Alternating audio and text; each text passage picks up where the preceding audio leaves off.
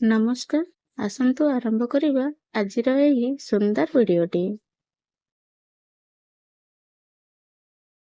ଦେବସ୍ନାନ ପୂର୍ଣ୍ଣିମା 2026 ମସିହାରେ କେବେ ପାଳନ କରାଯିବ, ଆସନ୍ତୁ ଜାଣିବା ଏହି ଭିଡ଼ିଓ ମାଧ୍ୟମରେ। 2026 ମସିହାରେ ପବିତ୍ର ଦେବସ୍ନାନ ପୂର୍ଣ୍ଣିମା ଜୁନ 29 ତାରିଖ ସୋମବାର ଦିନ ପାଳନ କରାଯିବ।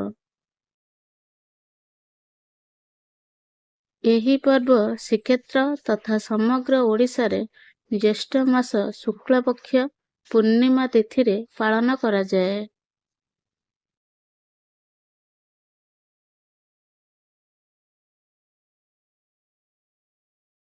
ଏହି ଦିନ ଶ୍ରୀମନ୍ଦିରର ସ୍ନାନ ମଣ୍ଡପରେ ଶ୍ରୀ ଜଗନ୍ନାଥ, ପ୍ରଭୁ ବଳଭଦ୍ର ଓ ମା ସୁଭଦ୍ରାଙ୍କୁ ପାରମ୍ପରିକ ରୀତିନୀତି ଅନୁଯାୟୀ 108 କଳସ ଜଳରେ ସ୍ନାନ କରାଯାଏ।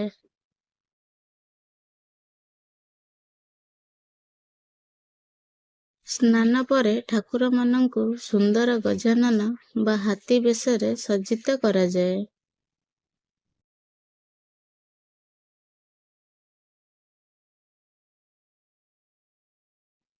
ଆଜି ପାଇଁ ଭିଡ଼ିଓଟି ଏତିକି। ପୁଣି ଦେଖାହବ ଆଉ ଏକ ସୁନ୍ଦର ଭିଡ଼ିଓରେ।